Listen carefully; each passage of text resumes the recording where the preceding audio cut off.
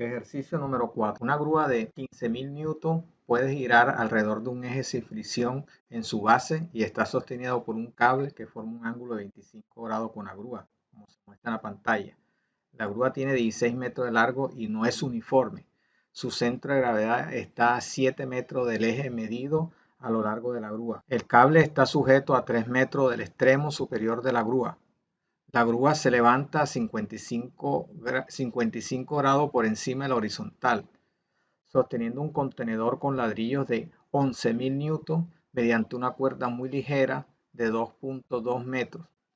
Calcule la tensión en el cable y ve las componentes vertical y horizontal de la fuerza ejercida por el eje sobre la grúa. Este es un problema de estática, así que las recomendaciones son las siguientes. Vamos a hacer una serie de pasos. El primer paso es elaborar un diagrama de cuerpo libre sobre la grúa. Nos vamos a asegurar de colocar cada fuerza en la ubicación correcta y con sus respectivos ángulos.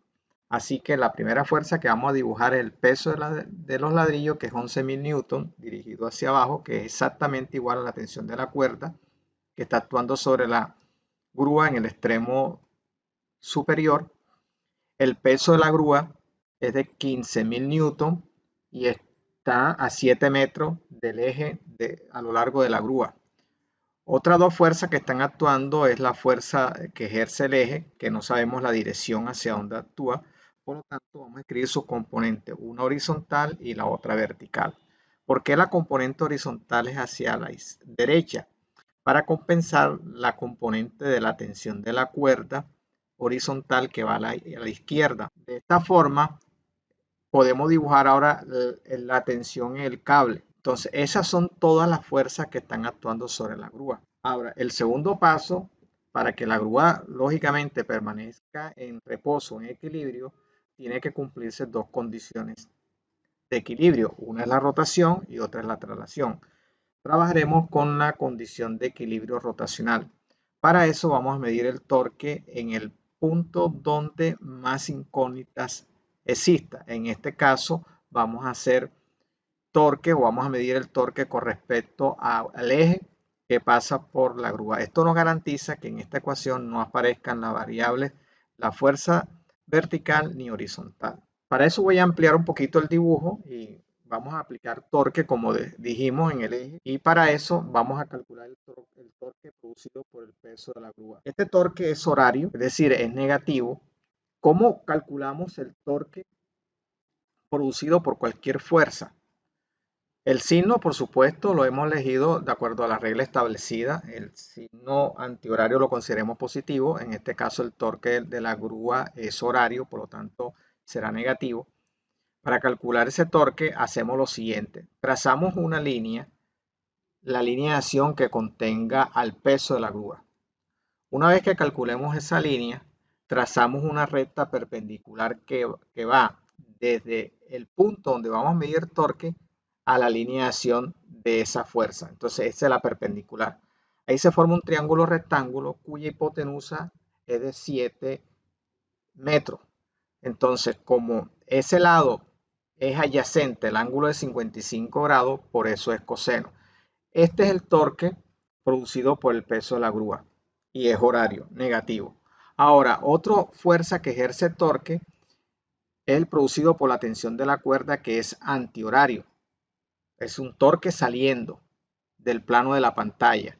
¿Cómo calculamos el torque producido por esa fuerza? En la misma forma, trazamos una recta que contenga al vector T. Esa recta se le llama la línea de acción que contiene la tensión de la cuerda.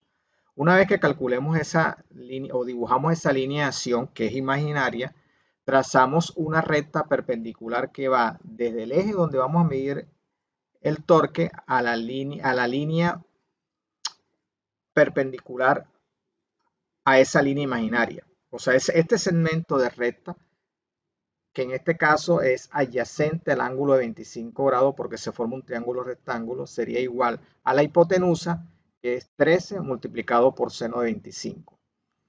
Y así continuamos y medimos el torque producido por el peso del ladrillo, que es horario, es decir, un torque que va entrando y de acuerdo a la regla lo consideramos negativo.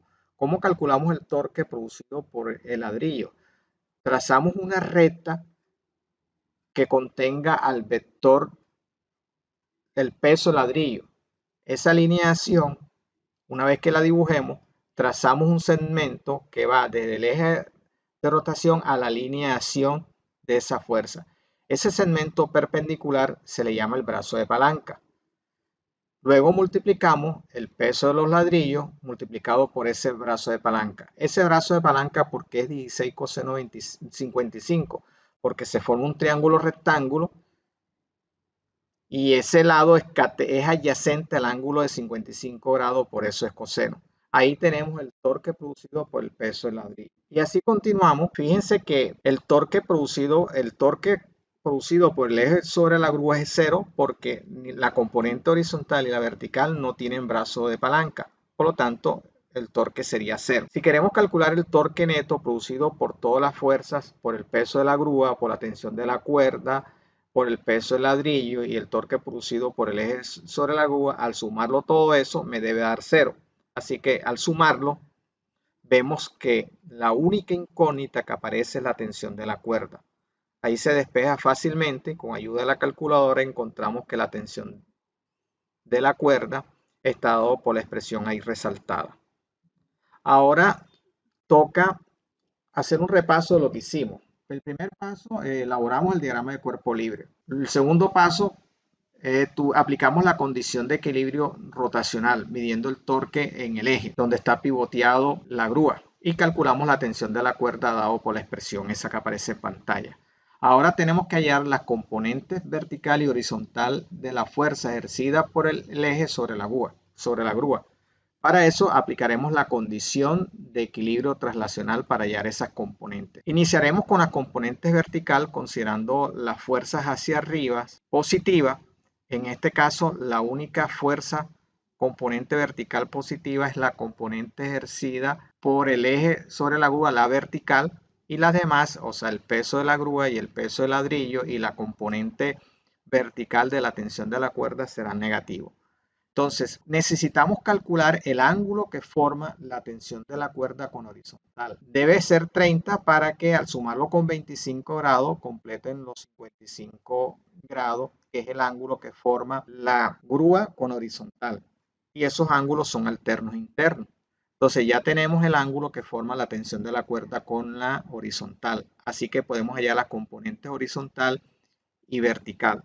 En este caso, la componente vertical, la positiva es la de el eje, el otro valor es la componente vertical de la tensión de la cuerda que está dirigida hacia abajo y ese no es de 30 grados porque es opuesto al ángulo de 30 grados y los otros dos son correspondientes al peso del ladrillo y al peso de la grúa. Este es igual a 0 porque el sistema o la grúa está en equilibrio. De esta forma calculamos la fuerza vertical. Análogamente, la componente horizontal será positivo, entonces solamente hay dos componentes horizontal. Una debido al eje, la componente horizontal del eje de la fuerza ejercida por el eje sobre la grúa y la componente en X de la tensión de la cuerda, que como es hacia la izquierda es negativa. Esto es 0 porque cumple la condición de equilibrio traslacional. De aquí se despeja que la componente de la fuerza horizontal ejercida por el eje sobre la grúa es ese valor que aparece en pantalla.